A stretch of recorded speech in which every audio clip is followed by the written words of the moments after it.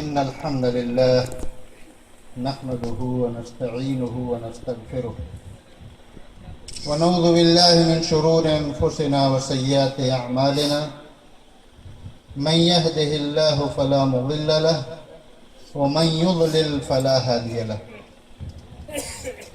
وأشهد أن لا إله إلا الله وحده لا شريك له وأشهد أن محمدا عبده ورسوله أما بعد فأعوذ بالله من الشيطان الرجيم بسم الله الرحمن الرحيم في بيوت أذن الله أن ترفع ويذكر فيها اسمه يسبح له فيها بالغدو والآصال رجال لا تلهيهم تجارة ولا بيع عن ذكر الله وإقام الصلاة وإيتاء الزكاة يخافون يوما تتقلب فيه القلوب والأبصار ليجزيهم الله أحسن ما عملوا ويزيدهم من فضله والله يرزق من يشاء بغير حساب.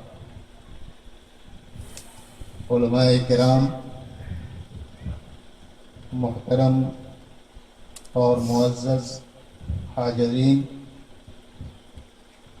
یہ ہمارے لیے انتہائی سعادت کی بات ہے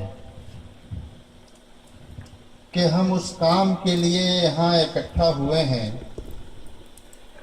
جو کام اور جو مقصد اور جو نسب العین رسول گرامی صلی اللہ علیہ وسلم کا بنیادی نسب العین. ابھی آپ نے علماء کرام سے اختصار کے ساتھ اسی موضوع کے ارد گرد گھومتی ہوئی باتیں سنی. انفاق فی سبیل اللہ، جب تک یہ نہیں ہوگا مسجدوں میں آپ حصہ داری نہیں ہو سکتی آپ کی. علم قل ھذہ سبیلی ادعو الی اللہ علی بصیرۃ انا ومن اتبعنی. علم بنیاد ہے، علم جڑ ہے، علم اساس ہے، اور اسی کے اوپر اسلام کی پوری عمارت کھڑی ہے. علم نہیں ہے، اسلام نہیں ہے. علم کے وجہ ہی سے اسلام آتا ہے اور اس علم کی بنیاد ہی پہ اسلام قائم ہوتا ہے. مسجد کے سلسلے میں انتہائی جامع بیان ہمارے محترم مولانا حفاظت اللہ صاحب سلفی حفظ اللہ نے دیا. میں ان کے بیان کی تائید کرتے ہوئے آپ کے سامنے یہ عرض کرنا چاہتا ہوں کہ اسلام کے اندر وحدت و مرکزیت اس مسجد کو حاصل ہے. کوئی بھی ملت اور کسی بھی مذہب کی بقا اور تحفظ کا دار و مدار وحدت و مرکزیت پہ ہوتا ہے. اسلام کا مرکزی مقام مسجد ہے اور اسلام کا بنیادی شعار، سب سے بڑا شعار نماز. نماز اور مسجد کا چولی دامن کا ساتھ. نماز اسی وقت آپ کی ہوگی آپ مسجدوں کا رخ کریں گے. نبی کریم صلی اللہ علیہ وسلم کے پاس ایک صحابی، مشہور صحابی حضرت عبداللہ ابن ام مکتوم رضی اللہ تعالی عنہ تشریف لائے اور انہوں نے کہا کہ اللہ کے رسول، انی رجل ضریر البصر شاسع الدار، کہ میں ایسا آدمی ہوں کہ میں اندھا ہوں، میرا گھر مسجد سے دور ہے. ولی قائد لا یلائمنی، میرے پاس ایسا رہبر ہے جو مجھے مسجد تک لے جانے کے لیے مناسب آدمی نہیں ہے، صحیح طور سے میری رہنمائی نہیں کر سکتا. کیا میرے لیے جائز ہے کہ میں مسجد میں نماز پڑھ لوں؟ نبی کریم صلی اللہ علیہ وسلم نے اس کی ان مجبوریوں کو سنا تو فرمایا کہ ٹھیک ہے تم اپنے گھر میں نماز پڑھو۔ بس چند ہی منٹ گزرے تھے اور صحابی نکلے کہ پھر کچھ دور تک چلے گئے تھے، ان کو بلوایا، کہا کہ هل تسمعون النداء؟ قال نعم یا رسول اللہ۔ کہا کہ اذان کی آواز تمہارے کانوں میں پہنچتی ہے؟ کہا کہ ہاں اللہ کے رسول، اذان کی آواز تو میں سنتا ہوں۔ کہا فاجب، گرتے پڑتے جیسے بھی ہو تمہیں مسجد میں آنا، مسجد کا رخ کرو، آؤ مسجد میں نماز پڑھو۔ مسجدوں میں حاضر ہونا، مسجدوں کی تعمیر کرنا، مسجدوں کو آباد کرنا، آپ نے سنا، ایمان کی علامت ہے۔ جو آدمی مسجدوں کو آباد کر رہا ہو اس کے ایمان کی گواہی دو کہ وہ آدمی مسجدوں کو آباد کر رہا ہے، اللہ کے اس گھر کو آباد کر رہا ہے۔ یہ ایسے گھر ہیں جن کے بارے میں اللہ تبارک و تعالیٰ کا یہ حکم ہے کہ ان کو بلند کرو، ان کو اونچا کرو، مانوی حیثیت سے ان کو بلندی تک لے جاؤ۔ اس لیے کہ یہاں سب سے بنیادی کام ہوتا ہے اور وہ ذکر الہی ہے۔ وَمَا خَلَقْتُ الْإِنسَ وَالْجِنَّ إِلَّا لِيَعْبُدُونَ، ہمارا بنیادی مقصد ہے ذکر الہی، عبادت الہی۔ یہ لوگ مسجدوں میں اللہ کا ذکر کرتے ہیں، یذکر فیہا اسم اللہ کثیرا، اس میں اللہ کا خوب خوب ذکر ہوتا ہے، اللہ کو خوب خوب یاد کیا جاتا ہے۔ غور کریں، اسلام کے بہت سے ارکان، 5 ارکان ہیں۔ کلمہ پڑھنا دروازہ ہے، اس کے بغیر آپ اسلام میں داخل نہیں ہو سکتے۔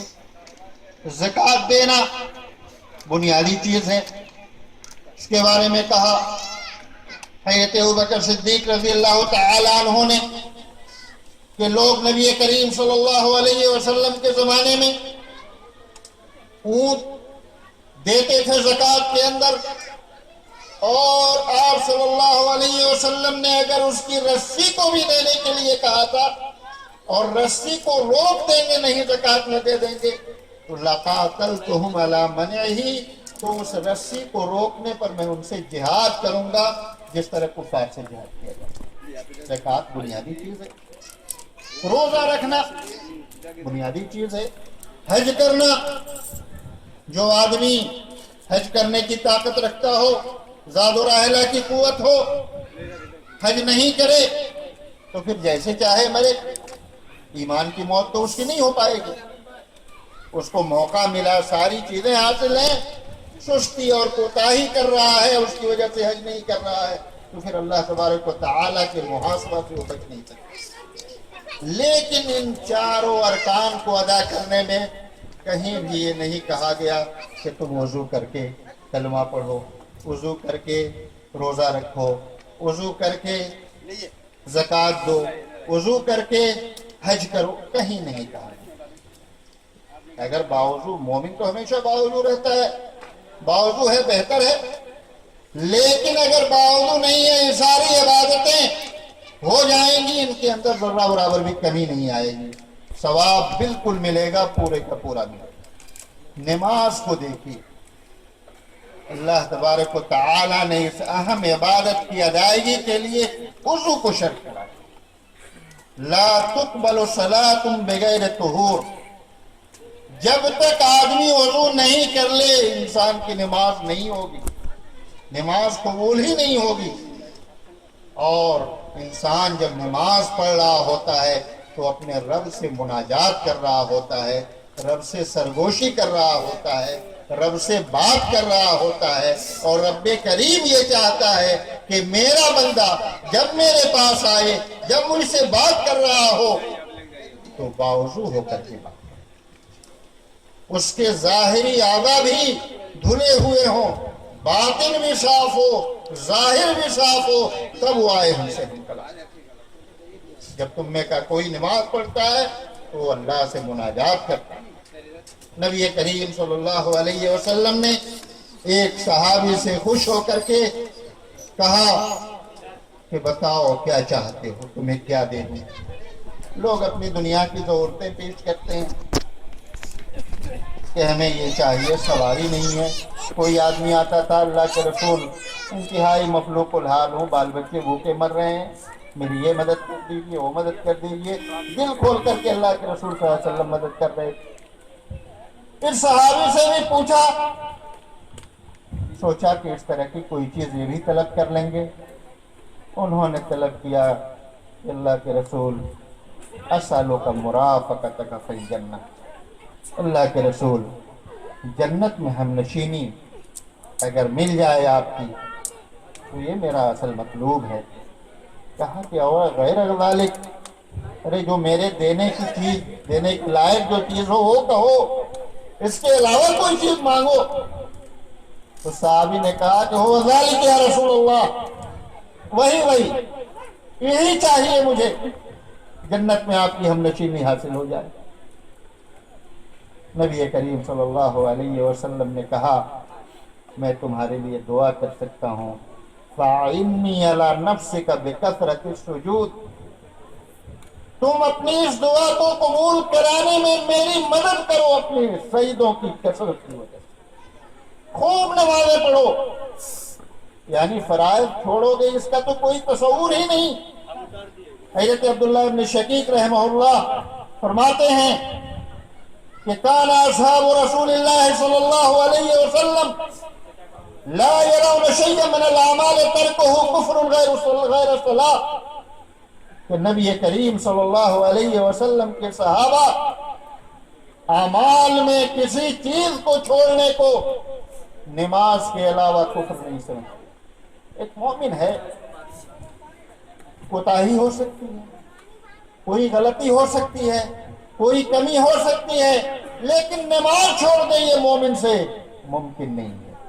نماز چھوڑ کر کے گھر میں بیٹھ جائے، مسجدوں سے پیچھے رہ جائے، یہ اس سے ممکن نہیں ہے۔ مسجدوں کو چھوڑ کر، مسجدوں سے ناطا توڑ کر کے وہ اپنے گھر میں بیٹھ جائے، یہ ممکن ہے۔ اس لیے صحابہ کرام رضوان اللہ علیہم اجمعین جب صحابہ کرام کو ایک سے زیادہ نمازوں میں غائب پاتے تھے تو ان کے گھر پہنچ جاتے تھے کہ یہ آدمی دو ہی صورت ہو سکتی ہے، یا تو منافق ہو گیا، اسلام کے دائرے سے نکل گیا کہ مسجدوں میں حاضری نہیں دے رہا ہے، اور نہیں تو یہ آدمی بیمار۔ دوسری کوئی صورت نہیں کہ مسلسل مسجدوں سے غیر حاضری ہونے لگے، اس کی کوئی صورت ہی نہیں بنتی۔ میرے بھائی اور دوستو، یہ مسجدیں ہماری شہ رگ ہیں، ہماری بقا اور تحفظ کی ضامن ہیں، ہماری زندگی کی علامت ہیں۔ نبی کریم صلی اللہ علیہ وسلم جہاں بھی پہنچے پہلے اپنے گھر کی پرواہ نہیں کی، پہلے ان مسجدوں کی پرواہ۔ سفر ہجرت ہے، آپ قباء میں پہنچ رہے ہیں، پہلا پڑاؤ اور پہلا کام یہ ہے کہ مسجد قباء کی بنیاد ڈال لیں۔ آپ مدینے میں پہنچ رہے ہیں اور آپ وہاں جہاں آپ کی اونٹنی بیٹھ رہی ہے اس جگہ آپ مسجد کی تعمیر کرا رہے ہیں۔ پہلے بحیثیت مہمان جہاں آپ کی اونٹنی بیٹھی وہاں سے سب سے قریبی دروازہ حضرت ابو ایوب انصاری رضی اللہ تعالیٰ عنہ کا تھا، وہاں آپ نے قیام فرمایا، اور جہاں اونٹنی بیٹھی اس جگہ کو خرید کر آپ نے مسجد کے لیے وقف کیا، اور پہلے مسجد بنائی، اس کے بعد اپنے حجرے بنائے۔ اور مسجد بھی آپ بنائے، کس حالت میں بنا رہے ہیں، کس حیثیت سے بنا رہے ہیں؟ حضرت مولانا مفتی صاحب ابھی انفاق کی بات کر رہے تھے، آپ نے بڑے غور اور دھیان سے ان کی باتیں سنی کہ انفاق کے بغیر، انفاق کا جب تک جذبہ نہیں ہو دین کے کام نہیں ہو سکتے ہیں، اور دین کا کام آگے نہیں بڑھ سکتا۔ ایک صاحب خیر نے یہ زمین وقف کی، تب اس کے اوپر مسجد بننے جا رہی ہے، اللہ ان کو جزائے خیر دے، ان کے نامہ اعمال کا حصہ بنا دے اور جنت میں اس سے بہتر مکان ان کے لیے تعمیر کرے۔ جن لوگوں نے اس مسجد کی تعمیر میں حصہ لیا، جو لوگ حصہ لے رہے ہیں، جو لوگ دلچسپی لے رہے ہیں، مادی طور سے سپورٹ کر رہے ہیں، معنوی طور سے سپورٹ کر رہے ہیں، اللہ تبارک و تعالی ان سارے معاونین کو، بھاگ دوڑ کرنے والوں کو، اس میں حصہ لینے والوں کو اللہ تبارک و تعالی جنت میں ان کا مکان بنا دے اور جنت میں ان کے لیے جگہ مختص کر دے۔ جیسا کہ ابھی مولانا نے بیان فرمایا کہ من بنا للہ مسجدا ولو کمفص قطع بنا اللہ لہ بیتا فی الجنہ۔ دنیا میں اگر کوئی مسجد بناتا ہے، گوریا گھروں میں جو گھونسلہ لگاتی ہے چڑیا، وہ بیٹھتی ہے کبھی کبھی دھول مٹی پر، تو اپنے پاؤں سے، اپنے پروں سے کھود کر کے تھوڑا سا گڈھا بنا دیتی ہے بیٹھنے کے، یا یہ کہ کبھی انڈے دینے کے لیے صحراؤں میں بالو وغیرہ، ریت وغیرہ کو کھود کر کے وہاں انڈے دینے کے لیے جگہ بنا لیتی ہے۔ اس کو مفحص کہتے ہیں، مفحص قطات، دوریا ہے، بس چند انچ کی زمین وہ کھود کر کے اپنے لیے بیٹھنے کی جگہ بناتی ہے۔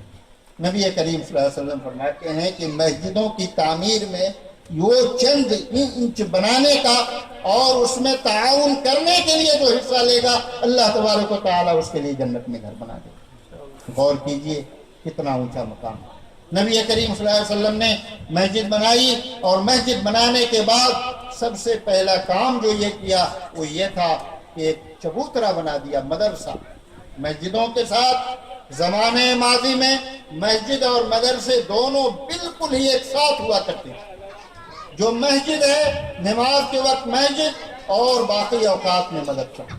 مکتب، مسجدوں سے مکتب کو علیحدہ کرنے کا کوئی تصور نہیں تھا، یہ بنیاد چلی آ رہی ہے نبی کریم صلی اللہ علیہ وسلم کی مسجد نبوی سے، اور اس میں ایک وقت میں کم از کم 80 طلبہ رہا کرتے تھے، 80 طالب علم نبی کریم صلی اللہ علیہ وسلم کے اس بنائے ہوئے چبوترے پر، جو بلا صاحبان کے تھا اور صرف چبوترا بنا ہوا تھا، یہ لوگ مسجد میں آ کر، مسجد نبوی میں آ کے پڑھتے تھے، رات کو سونے کے لیے وہ چبوترا استعمال کرتے تھے۔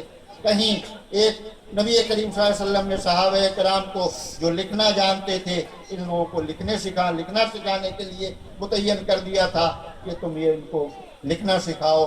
کوئی پڑھنے کے لیے نبی کریم صلی اللہ علیہ وسلم کا خود جو درس لگتا تھا وہ ستون توبہ کے پاس لگتا تھا۔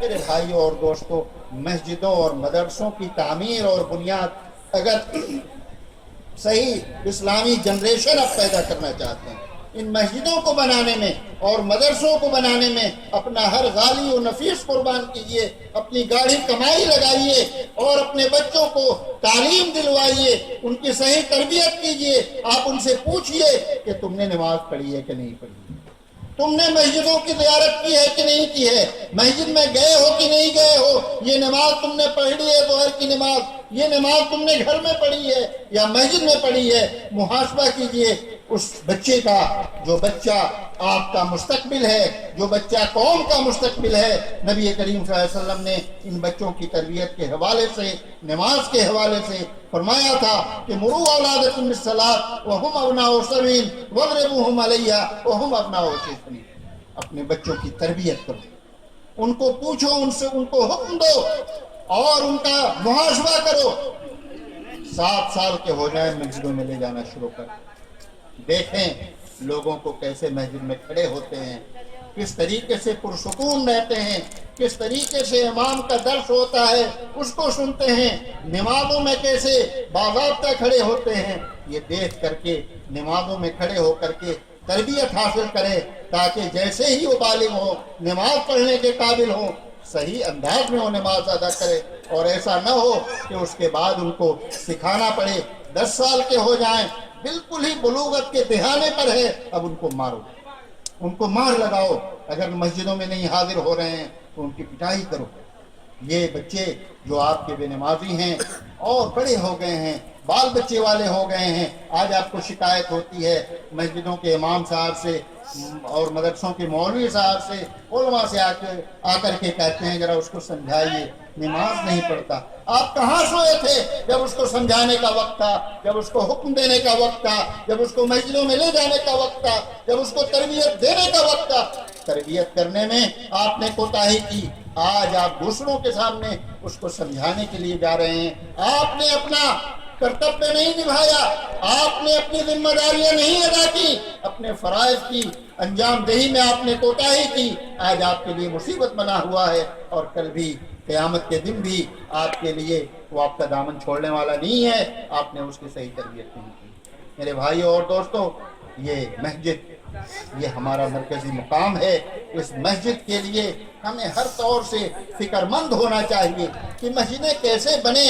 और नबी करीम सल्लल्लाहु अलैहि वसल्लम नई आबादियों को देखते थे और कहा करते थे कि इन आबादियों के अंदर अमर रसूलुल्लाह सल्लल्लाहु अलैहि वसल्लम बेबनाइल मस्जिद फी दूर, इन महल्लों में जो महल्ले नए कायम हो रहे हैं, उन महल्लों में नबी करीम सल्लल्लाहु अलैहि वसल्लम ने सहाबे कराम को हुक्म दिया कि तुम इनमें जाकर के बनाओ, मस्जिदें बनाओ, मस्जिदें कायम करो।